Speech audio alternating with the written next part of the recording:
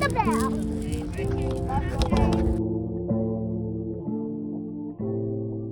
Welcome back to the TreeHouse Show. I'm your host, Gartasia, and you are tapped into the trillest podcast in the universe. I am very dressed up today. Well, if you can call this dressed up. Usually I be pulling up in damn near pajamas. But today, I'm decided to be some eye candy for that ass. So treat me with respect. You know what I'm saying? But without further ado, talking about respect, we are gonna respect this guest today because this man has a lot of history. We have a lot of history together without having history together. Like, we know the same people, we've been to the same places, we've been in the same scene. So I'm super excited to see where this conversation goes, this dialogue. And yeah, the stories, the knowledge, the wisdom is all right here at the TreeHouse Show. But before we head forward, I would like to give my guests a time to introduce yourself, a name, age, fun fact, and relationship status. Name, age, fun fact. It's Don Ali, no matter who watches, no matter who listens. Nobody ever really dies. Get money and stay positive. My name is Don Ali. My name is Don Ali. My age is timeless.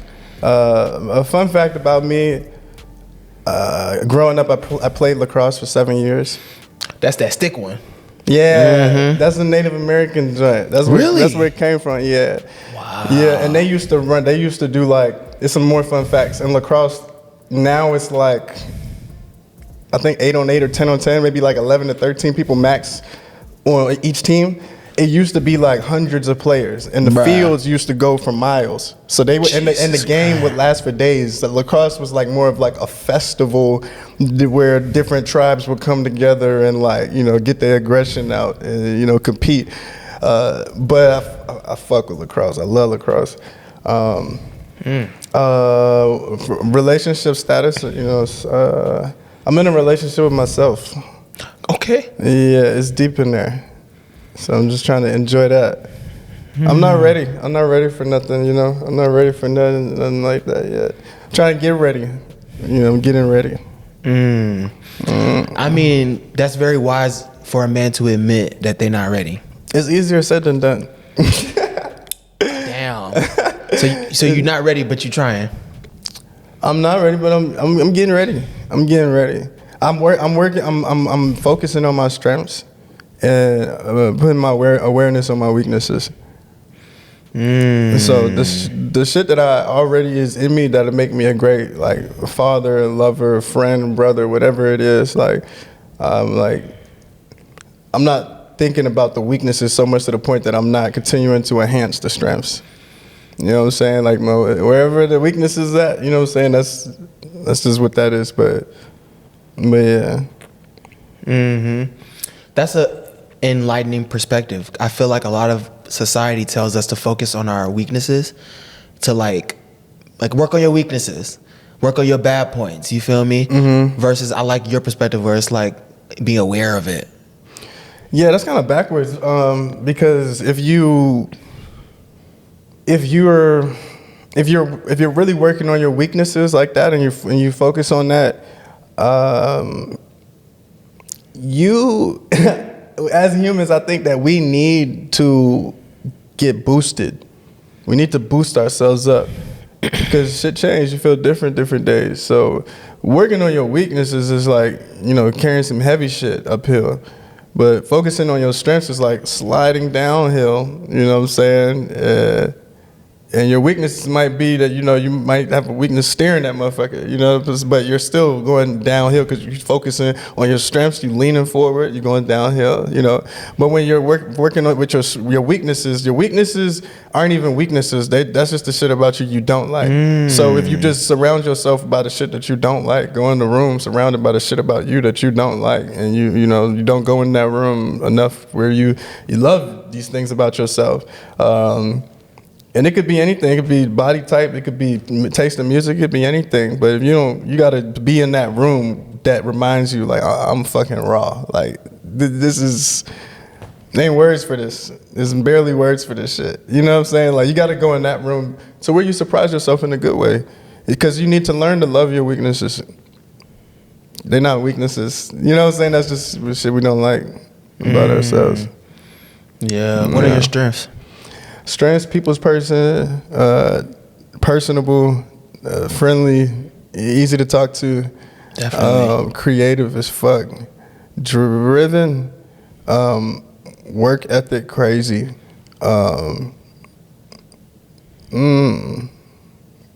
Interested. Always interested. And if I'm not, I'll find a way to get there. Yeah, those are my strengths. Collaborating, networking with people, storytelling. Yeah. Writing, reading. You know, those are my strengths. And you know what I'm saying? Setting the vibe. You know what I'm saying? Like I'm seduction. Here we go. I'm an artist, but like it's you know, it's like that's just what you're in. You know what I'm saying? It's when you're creating, you know what I'm saying, from nothing. That's a part of it. You know what I'm saying? The first person you gotta seduce is yourself. So yeah, those are my strengths. Eating habits. You know what I'm saying? Like disciplined diet. You know, I'm definitely not like, you know, the most clean with it. I did 2 years without meat, so Plant-based? Vegetarian? I just didn't eat meat. I'm pretty sure it wasn't all plant-based, you know, shit that I was eating, but 2 years straight. So I really am into it. At the same time, I have, you know, wavered and on and off, you know what I'm saying? So naturally, but yeah, working out, you being into sports, you know, active shit, like I'm active. So I think those are my strengths. Yeah. Yeah. Which one of your strengths would you say people like praise you for the most? Praise me for the most. Being unique. That usually tends to be being unique and distinctly expressive. Usually people are telling me, like, I don't know if it's like a style or, you know, but usually when people are giving me the most praise, they're talking to me about my music. So they're usually, I think the biggest praise a lot of times be vulnerability. Ability to connect dots, you know, and being simple, like being able to do it in a simple way without making it like this whole elaborate, you know what I'm saying, like a backdoor investigation looking room, where, you know, where they're just to connect the dots. It's almost like I can kind of like lead you to the different dots, you know what I'm saying, but without really talking about the dot. You know what I mean? It's like it's reading in between the lines type of thing. Like you say things. It's not really what you say. It's what you don't say. What you mean? Sometimes it's not what you say. It's what you don't say. Like there's certain things that you might hear somebody say that you're like, ooh, I would never say that. And if you really think about that, the shit that you just feel like you would never say, that's a really strong feeling for you to feel like you wouldn't say it. So the shit that you don't say is just as important as the shit that you do say. Yeah. That's deep. Speaking about vulnerability, what are some of your weaknesses? Weaknesses.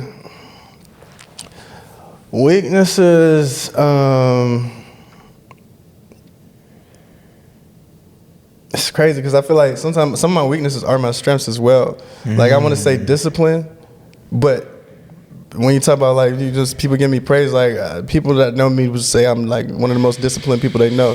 For me, being in it, you know what I'm saying? Like I'm in it. So, but yeah, it'd be hard for me to, you know, stay focused and stay disciplined. So that's why I'm constantly like saying certain things, certain messages I keep repeating and like, you know, feeding myself that shit over and over. What kind of discipline do you struggle with?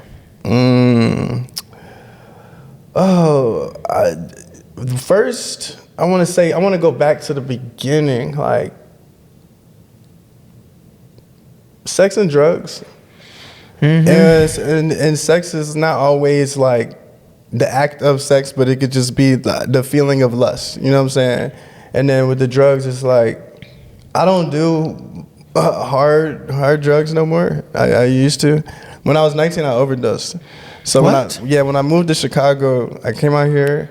I met a lot of people, a lot of good people, a lot of not so great people, and like I was growing up. I was 17, bro. So like when you're 17, 18, 19, those the years you get it. And I'm from Baltimore, so coming to Chicago, living downtown, going to Columbia, like, but my friends all live out south, out west, up north, somewhere different neighborhoods and stuff. So.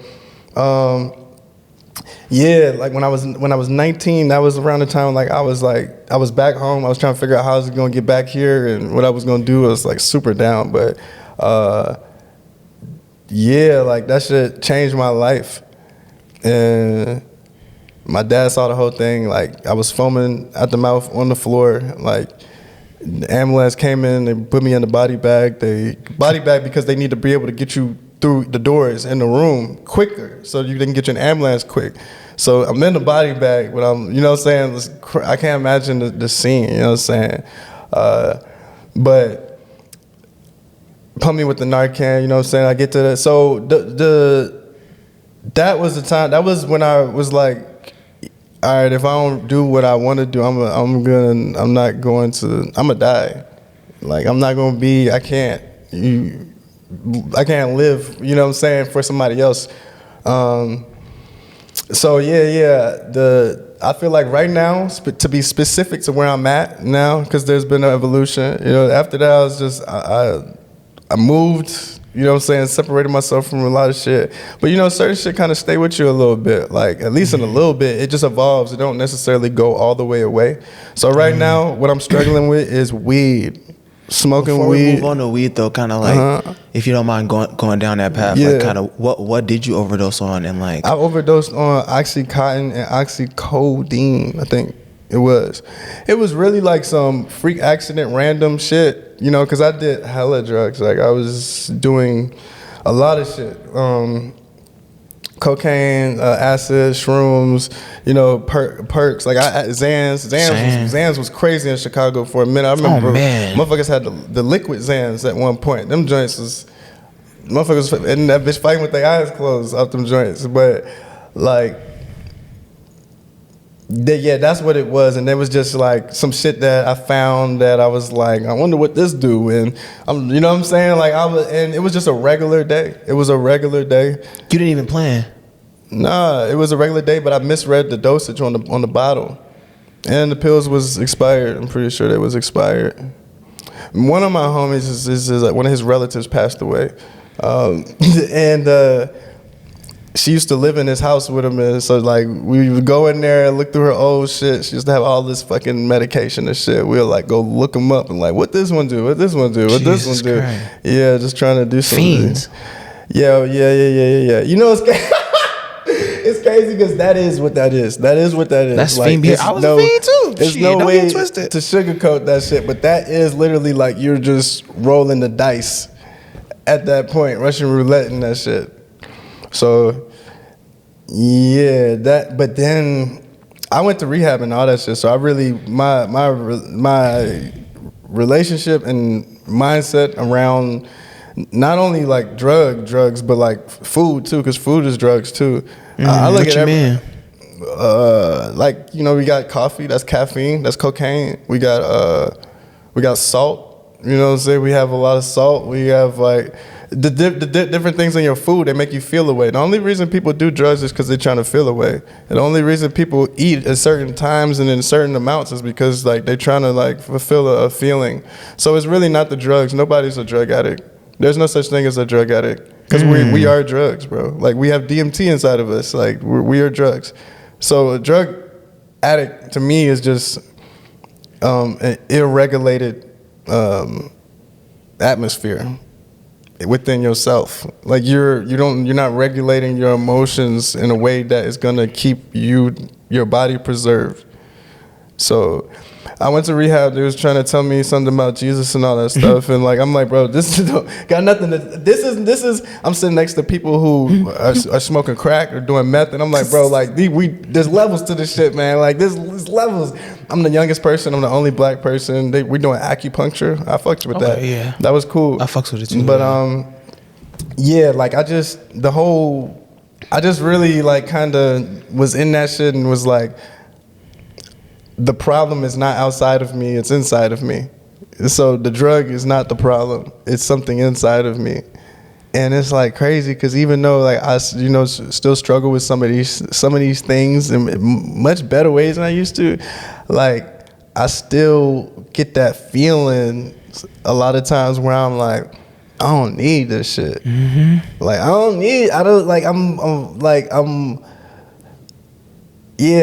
things be going right, things be going smooth, and it'll be times where you just notice in a moment, you know what I'm saying? If you're struggling with it, like any type of addiction or anything, like if you put your attention on that moment where you really truly believe it, I don't need this shit. I'm beyond this, you know what I'm saying? This shit damn near need me to continue to exist. But like, yeah, that was like my whole young adolescence, you know what I'm saying? So. Yeah, man. Just young, dumb. And not just you, just like, I'm thinking about me too. Like, just like trying to like, experiencing life for the first time. Experiencing things for the first time. People, situations, experiences. So you just really going, like, it's kind of a roll of a dice. It's like, oh, and you also, my feeling, I felt like invincible too. I guess because I didn't have that much to lose, or I don't know. Because shit that I did that I would never do now. Like, hell yeah. I would think more so about the dangers of it. Kind of like when I was there. I didn't even, it's like you don't even consider, or like your consideration of the danger is delusional. Like you'd be like, I'll be all right. No. Yeah. Maybe because like, maybe I was just so sheltered from like the evils of the world for a long time. I couldn't even perceive how bad shit could get. Sometimes that can happen too. You're just too innocent to know how real shit can get. So you kind of just go into shit. Like, that was kind of my experience. Yeah, so no, thanks for sharing that for sure. It's important. It's something that I'm going to share for the rest of my life because I did really, for a long time, didn't want to share. But it's important, and it also makes me have to like keep up my shit, keep doing what I'm doing, keep going in the direction I'm going in. Because even for the young ones that's not dumb, sometimes you're just too smart. Sometimes you're young and you're too smart. You know how to cut them corners. So like it's not just the ones that don't know. Sometimes the ones that do know, but they just ain't feel it yet. What you mean? Yeah, like I feel like I was always super hella smart. Like, I was always smart as fuck. But certain things I was like, I know, and it makes sense to me, but I don't feel it. I haven't felt it yet. You know what I'm saying? So sometimes it's being too smart. Like you want to feel everything. You're curious about everything. I need to know everything. You know, like those are the ones that are thinking a lot. Most of the people I know that have done a lot of drugs, like they are like super smart people. For real. Like most of the people I know that have done like hard drugs are like incredibly smart, neurodivergent motherfuckers. Yeah, it's weird. I mean, not really. It kind of makes sense. Your brain is so overactive. Yeah, I mean, everybody's shit is different. Who knows? I mean, but generally speaking, that could be a truth for sure.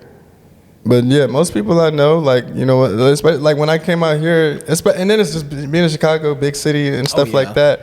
That also makes you super aware and smart and like, you know, on the swivel. But yeah.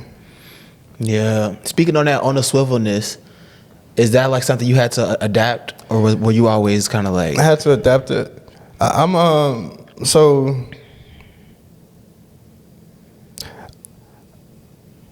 So like, I didn't really come up in the trenches or nothing like that. Like, I'm not from any trench. I like chose to go over there. Like, I was like by choice. I'm a trench by choice type person.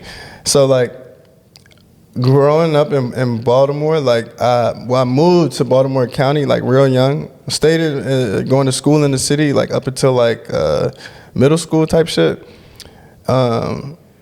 And like, you know, it was kind of, I didn't really have to worry for real. Like it wasn't like, I had a little bit of a sheltered experience. So I think Chicago upped whatever alertness I had, whatever sense of urgency, you know what I'm saying, and awareness that I had, like coming here, like I definitely had to I learned to be very vigilant and like very like quick and like unafraid. You know what I'm saying? Until I'm afraid, and then it's okay to be afraid. But like while I'm not afraid, just be unafraid. Walk through life unafraid. You know what I'm saying? It was a lot of the shit that I'd seen here that I just didn't see. Like my first girlfriend is out here. My first brawl. Like motherfuckers be throwing them bitches in Chicago. All that was in Chicago. I had like little fights back home, but like all that stuff happened here. People, you know, robbing people, jumping people, doing X, Y, and Z, like getting guns pulled on them, like that. That was what like I seen like a lot of like here. So yeah, I definitely was different after that. You know, I was very open, like just very open, very friendly, very optimistic. I'm still optimistic. A mark. They look at you like a mark. Some people will. Now I tell people all the time, I am a mark. What you mean? I just feel like I can say that because I went through the fire. You know what I'm saying? I'm cool. Like I'm chilling. I'm not like I'm a civilian. You know what I'm saying? I mean, I'm not really a civilian. I'm like a god, but like I'm No, that's right. I'm not like, I've been a mark for real. I've been a mark before. I've been somebody who just was green as fuck before. And like, I don't know. It's something good about that, bro. Like, it's something that changes when you leave your doors unlocked and nobody ever breaks in. Like, there's something that cements within you that is like a deep sense of security. So being innocent is actually, I feel like, especially after you already been a victim of some shit, finding your way back to your innocence, like that's deep. That's like. That's where I'm at with it. Like I've been posting a lot, I've been joking a lot, I've been laughing a lot. I'm just silliest kid ever, bro. Like just like certain shit, just like it's like I can't. It's just certain shit. But finding your way back to that. Because after coming out here, like I kind of became harder. You know what I'm saying? And when I went back home, I was like a little like harder. And I realized like, what people love about me is not that. And what makes people better, the thing about me that makes other people better is not that hard, cool shit. It's just, the times that I was just like, not just like I'm not embarrassed. You know what I'm saying? Like that type of shit. Like that's what needs to be put out more into the world, so people can get more active, more involved with themselves. Yeah. What are some examples of like when you was a mark? Like what experiences kind of showed you that, or like you were green, and then like I guess how did you adapt to the Chicago lifestyle after those experiences? Oh man, so I think we was talking about this off camera earlier, but my dad, when he married my stepmom, she was from the Virgin Islands, right? So he like, man, you gotta learn how to swim, you gotta learn how to do all this shit. Like we not going down there, and I gotta get you out the water. Like, so I had to like get ready. So I get ready, I go to the trip. When I get out there, I noticed, man, motherfuckers sounded different right here. Like, it sounded different. Like, it was cool as shit. And I was there for probably like 2 weeks. And I started to notice after like the first week and a half, I started to like develop a little bit of an accent. It was like the slightest thing. That's crazy. But I remember we was at the beach one time, and I'm having a good time, and I'm excited. I'm like, oh, these my cousins now, and all this other stuff, and down here, and it was like some stranger person. I don't even know this guy. I don't know who he was, And he was saying something, and what was I hearing people say it like, hey, the man. Like I just kept hearing people say that, and I'm like 6 years old and shit, and I'm like, I'll say it. We at the beach or he in the water, I'm on the shore, and he like got offended. And I don't remember how he expressed getting offended, but I remember my dad telling me like, hey, like we, you know what I'm saying? We out here. You know, you can't do that. Another time, I got a lot of family in Philadelphia. Shout out Philadelphia. Being in Philly, like I used to go every year, like just having aunts and uncles and shit like that. We do like family reunions and shit like that. Sometimes in the Poconos, but one time I love playing basketball. So I'm playing basketball, and I've always been like the unorthodox like street ball type player. Way closer to Derrick Rose than Steph Curry is how I play. Like I'm not polished, but I'm like a dog. I'm a dog.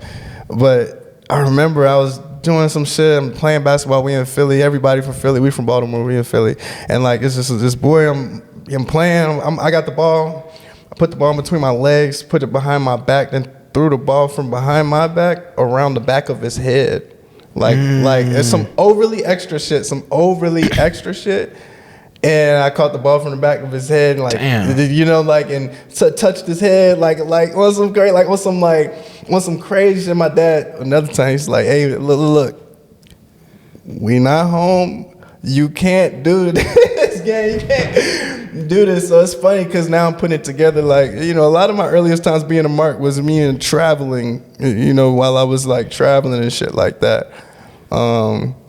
And then like, coming to Chicago, like I remember one time I put my phone down, plugged my phone up at a party.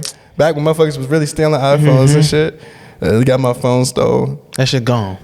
It was crazy, it was gone, cause like I tried to like I had a feeling who took it, but it was like I didn't really know nobody yet.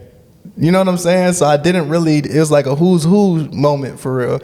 So I just had to like chalk it up, you know what I'm saying? I was just like, yeah, if I'm not gonna make you strip right now, I'm definitely not that type of guy. So I just like shit, like I was tweaking. But those sometimes. Yeah. I know you was living downtown, so I know motherfuckers was trapping out your crib or nah, they wasn't. For real? Nah. It was weird cause I was like green, but also it's like motherfuckers like knew, like my friends, they almost like knew I didn't have shit. Which is funny because like, my parents are paying for me to go to fucking college, even though I just did 1 year, but like,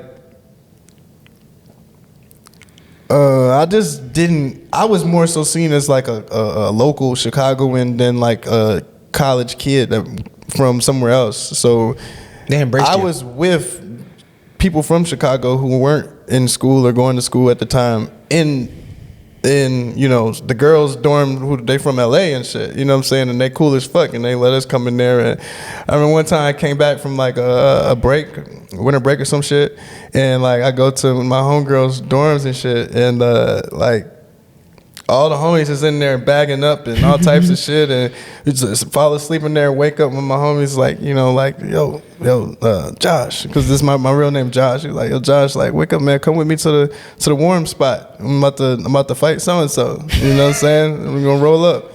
So like, I think I more so was with the niggas than like the resource. Like I wasn't really a resource. You weren't the resource like that, yeah. Nah, I wasn't the resource because my relationship with my family wasn't that. I wasn't really that great at utilizing the resources that I already had.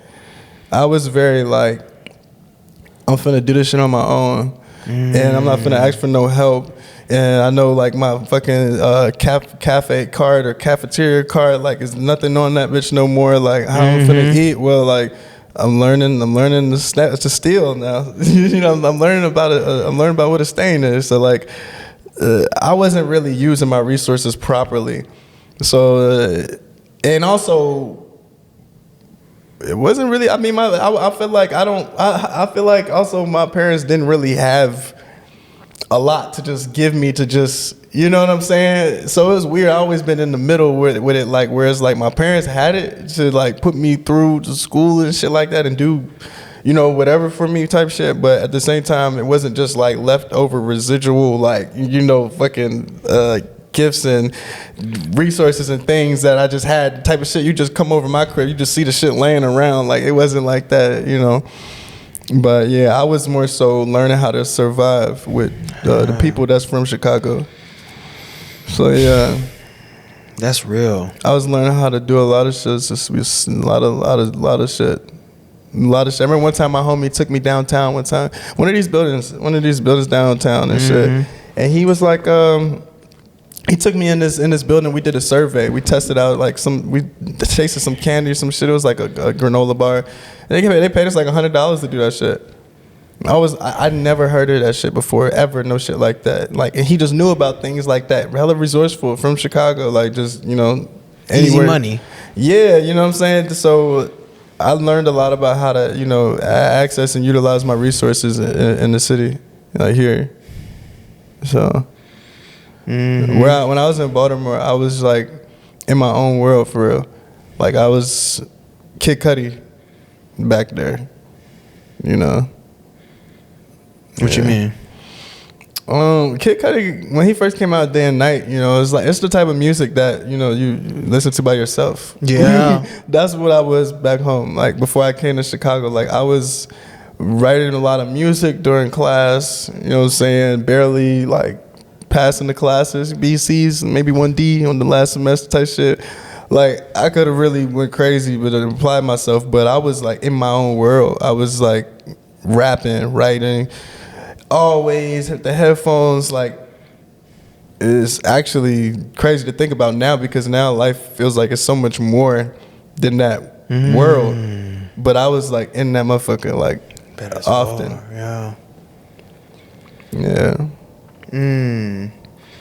Yeah, no, that's definitely eye-opening. What are some of the other, because like, I ain't gonna lie, you start hanging around a certain crew of people, not to say they were all like that, you start doing shit you never did before. Oh, you yeah. feel me? Like, yeah. What are some of the bad habits you picked up? I wouldn't call them habits because I don't do this shit no more. That's a good point. Well, some stuff that I still dibble and dabble in, but like the shit that I never did before, never thought to do before I got here, was stealing, going in the grocery store. You know what I'm saying? I had this one song where I said, it's on my the album I just dropped, Slumdog Millionaire, on the Boundaries track. That's a great movie, by the way. Well, I love that movie, bro. Oh my God, bro. I love it. But I had this one line where I said we used to split up in the parking lot before the store, and that was just like a part of the strategy to like go. You know what I'm saying? You don't see a bunch of black kids walking in there like, well, now this fucking cover's blown, spot's hot. But even dressing a certain way, like, I was learning how to like wear certain shit that didn't say nigga. This is like where I learned to stop sagging at. When I came to Chicago, I was like, damn, niggas don't sag out here for real. They don't. Motherfuckers was wearing like their pants all the way up and shit. I was like, oh. Skinny jeans. Yeah. We call them high waters and shit. But like, yeah, people were doing like shit like that. Like, but yeah, that was one thing. Not too much. Other than that, I mean, other than like, you know, the drugs and shit, you know. Yeah. Those are like the only real things. I think music has always taken up too much space for me to like go into too much shit.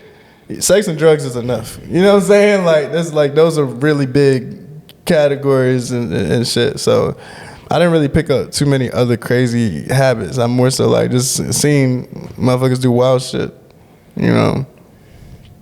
But I picked up a lot of good habits, like walking faster down the street. Like, come on, man, get the fuck on. Like, where we going? Like, just like we was talking about being more vigilant. Confidence. My confidence really like went to some whole other shit while I was here.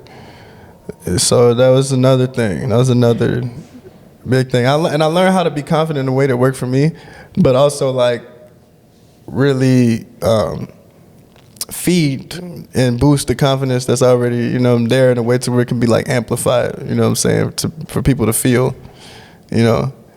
So yeah, definitely got more confident open mics. You know, YCA, lyrical libations, Healthy Hood. Healthy Hood. I haven't done open mic there, but YCA was like the YCA and U Media was like the first ones I ever heard of. There was another one I think in Wicker in like Hyde Park too. Hyde Park Art Center. I think I think I did an open mic in there. But TreeHouse. I performed there. Trap House, bro. Trap House is like that's my family, bro. Like that's like brothers to me. Like that's when I started learning about Black entrepreneurialism. I really was more used to seeing people just go to work for companies and shit growing up. But with Trap House, I'm like, damn, like we in this bitch. He making the shirt, designing the shirt, he talking, you know what I'm saying? Like we just hanging the shit up, folding the shit up, chopping it up, open the store up, close the store. People come in like, what's the, you know what I'm saying? Restorative justice is, you know, this is a restorative justice streetwear based brand. Like we had like a whole, it was just a whole like syllabus of like Black entrepreneurialism, but not like bougie Black. You know what I'm saying? Yeah. Like we still scruffy and shit. Like, but you know, like we're not. We care about, you know, the pretty shit, but we care about the other shit way more. Mm-hmm. So Trap House was really dope for me. You know what I'm saying? Shout out Mashan Ali and Heavy Crowns and, you know, the Honorable Hakim Do Ewa in Paris. So that was like when I really first seen that you did not have to work a 9 to 5. Like, I started to really believe it. You know, I always knew it, but I started to believe it because I was seeing it. So, Trap House was like really important for my journey. Is still, you know. Yeah, and that was like some whole deeper community shit. You know what I'm saying? Like, I remember one time he's telling us about how like, you know, we in the neighborhood because when I first came across them, they was on 79th and Cottage. And like I was like on 51st and like Ingleside. So like I remember one time he's saying like, you know, people were into it in the neighborhood and stuff, and you know, shit happens, and he able to get a lot of these people in the same room, and this motherfuckers that's not here no more behind this shit, and it's like you would never think one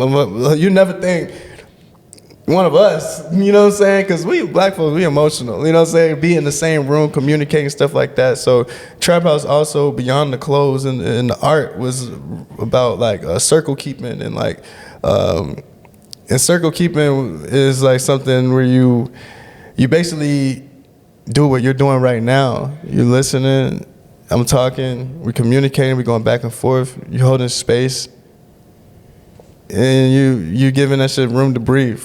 That's all that is, you know what I'm saying? So we learned about a lot of that with Mashan, and he works with like different companies, corporate companies even sometimes, you know, like if they want to have their team come be in the circle, he'll be the person, he'll be like, hey, like one of the things is like, we're only gonna talk one at a time. You know what I'm saying? Well, I have the talking stick, or while I'm holding this, nobody talk, and you be like, damn, I really want to say something right now, but I can't, because you got a talking stick. You start to notice like your urges, you know what I'm saying, to over-explain, over-communicate, and like get people to get your point. So I had to highlight that part of my journey. You know, I spent a lot of time with them. Mm-hmm. He does like paints and stuff too, right? Paint, or like art. Mashan makes clothes. Okay, makes clothes. I know he sews and like, you know, and business owner, like he does a circle keeping, but I don't think he paints. No, he works paints. E-Works is my homie that paints. I don't really have too many homies that paint hella, but yeah. And he's got a show tonight. That's where I'm going after this. Yeah, he's got a exhibition on Superior and Wells. Okay. The best art I ever seen. That's like River Door. Yeah. No, I'm seeing the kind of like what grew you to the person you were today. You feel me? Like the exposure to this new world. I feel like that's these are the things like almost like our hero's journey. transformational. Yeah, you come from a small place, you go to a big place. There's people that will fight for you, and there's people that will fight against you. Mm-hmm. And you work through that, you get that, and then the people that were fighting against you start fighting with you, and the people that was fighting with you, some of them fall off and start fighting against you. But then you rerun that shit, go to the next place, do that shit over and over again. Yeah. Damn, that's deep. Every like I've been to like Oakland. Of course, I'm from Baltimore. PG County, and Chicago are all like places where like I really did that shit front to back. You know what I'm saying? Like Oakland, Cali. Yeah, like where I come there, I meet these people. Some of them might have been looking at me funny or whatever, but I meet these people, I'm like, hey man, la la la la, and like we get close, and whatever the barrier was, it just disintegrates. You know what I'm saying? We are one, and we are become familiar and more eclectic because we're different. We we're saying like we're talking, and those are places where I really ran that shit like front to back. Chicago the most because of like just doing the shows and doing the events, but the hero's journey is like I know it like in my soul type of thing. Mm-hmm. Yeah, even with lacrosse, being the only black kid, you know what I'm saying, around all the white kids, and I'm still beating their ass as a little guy, like, you know what I'm saying, because they're not really that aggressive. They're like not hitting like it's football, even though you can. But yeah, being just in an unfamiliar environment and like, that motherfucker is becoming very familiar there. I think that's just more simple than like, you at odds with this person or you got this. But usually you do start to have some sort of team work thing going on. And there's always challenges. Yeah. Yeah. I guess before we wrap up, though, I want to bounce back to kind of like the discipline. You said discipline with like, I don't know if you said marijuana, but you also said discipline with like lust. How is that? How have you kind of dealt with that or worked on that? How I deal with that and how I work on that is communicating with women as honestly as I can from the beginning.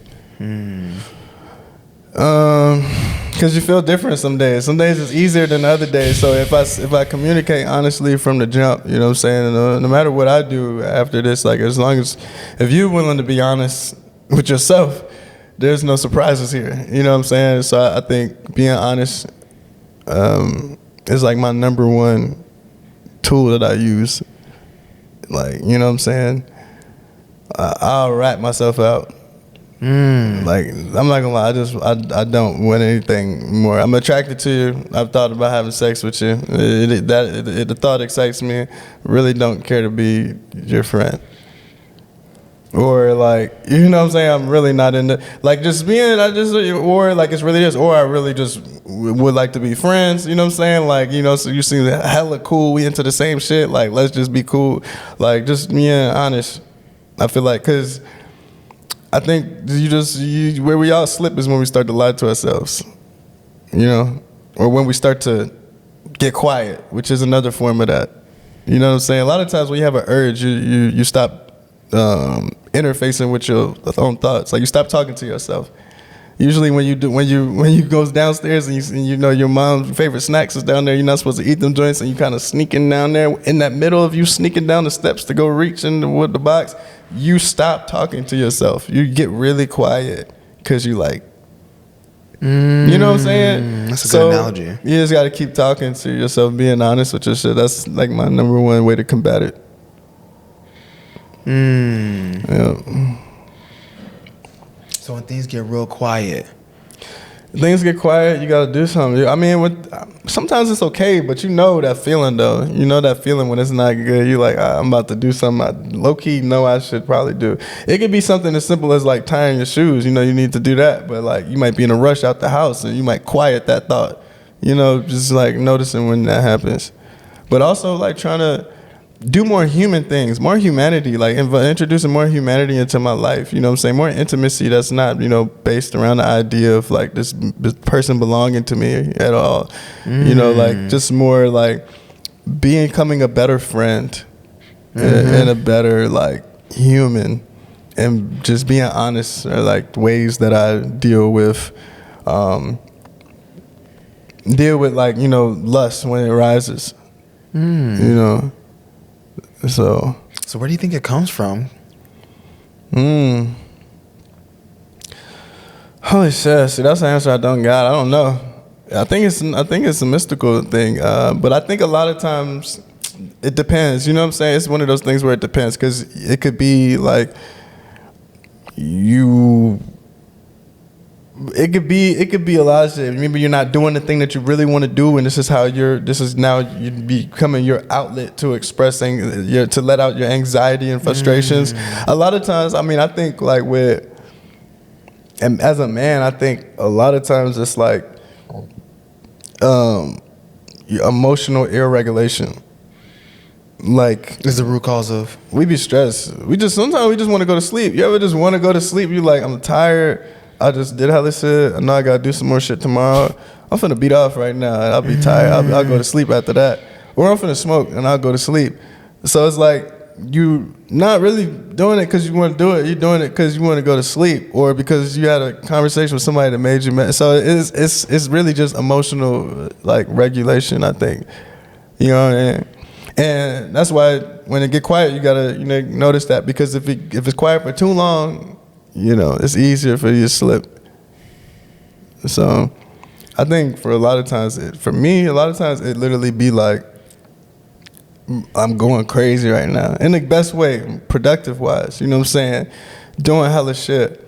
Yesterday I performed in front of Fred Hampton Jr., bro.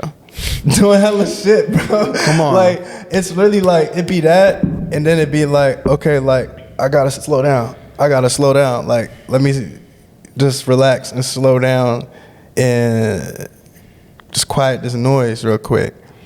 And sometimes a blunt or a little flick is like way for me to just like come down from all of the movement and all of the stress. And oh shit, they just put a ticket on my car. Oh shit, this motherfucker finna run out of gas. Oh shit, like I gotta file a tax. Like, just that on top of like, this is what I'm actually gonna do today. If I'm gonna meet up with Gartage, we're gonna do this. And like, this is what I'm actually gonna do today. So it's like layers of that. And yeah, it really, I think it's just that. I think if you really focus like on like when you be happy and when you have a joke come to your mind, and how you feel when you're talking with people, or just how you feel when you're experiencing things that you like. If you really focus on that, how good that should feel, and you figure out how to keep creating that, I don't think you really want that shit no more. I don't think you really want, like, I would much rather be here with you than like in the crib, like smoking a blunt. You know what I'm saying? We're in the crib, like busting a nut. Like, every time, I'd rather be in the studio. So when I'm in the studio, when I'm here with you, it's like, I'm really trying to like let it really seep in what I love about it, and what's so good about it. Because I don't think the bad shit is really that bad. I think it's not. I think we make it about the vice. And it's not about I see what you're talking about. It's not about the weed. It's whatever brought you to it that got you overdoing it. Damn, bro. Yeah. Damn, yeah, I'm figuring some shit out myself too. Yeah. That's a huge bomb, bro. But you say you lead people to the dot sometimes and then connect it without speaking. I think you just did that. Yeah. You just did that. But before we wrap up though, like, off that thought, damn, a friend of mine, I don't want to elaborate too much on it, but a friend of mine went through a breakup. Basically, he cheated. And whatever, they tried to work it out, but ended up, she left. And I was like, do you regret cheating? He said he doesn't regret cheating, but he regrets what led to it. And I was like, that's deep. He said he would cheat under the same circumstances again, but he was saying that this motherfucker will never fucking, bro, this type of dude, he will die on the hill. I fuck with him. But he had a point though. He said, I would still do it again under the same circumstances. But that hit me like, oh, what are those circumstances? He was like, those circumstances though, he wouldn't want to be under them again. Yeah, it could have been anything. It could have been stress. It could have been whatever, you know what I'm saying? Like, and I feel like that's kind of what you're saying. It's not the actual act or the vice or whatever. It's like what even went through his mind to lose so much respect for his woman to get there, or like to think that's okay. That's more. And I was like, that's kind of, I feel like what you're saying. Like, yeah, you know, because before he lost respect for her, he lost a little respect for himself. So like, that's what happens when you keep going backwards and you keep tracing it back. I remember I was like telling one of my homies like from Chicago, you know what I'm saying? Like, I'm like, well, like, because I'm not from Chicago. Like, I'm like, well, like, I was doing some research and they said, you know, the BDs used to be GDs, and he like, you going too far back, and I'm like, if we're not going back, like, you know what I'm saying? Have we not tracing the origin of the thought? You know what I'm saying? Like, where are we going to? What are we taking other motherfuckers to? Where are we taking other people to? So like, I always we want to like try to find the initial thing, because you find out it be so small, it just get bigger. Mm-hmm. You know, so yeah, man. I appreciate you having me on here. This is super was cool. Fun, man. I love this shit. I think that this is gonna be something that we look back at and like, this was the beginning of something, you know. Mm-hmm. So, my pleasure being on here. My name is Don Ali. No matter who watching, no matter who listening, nobody ever really dies. Get money and stay positive.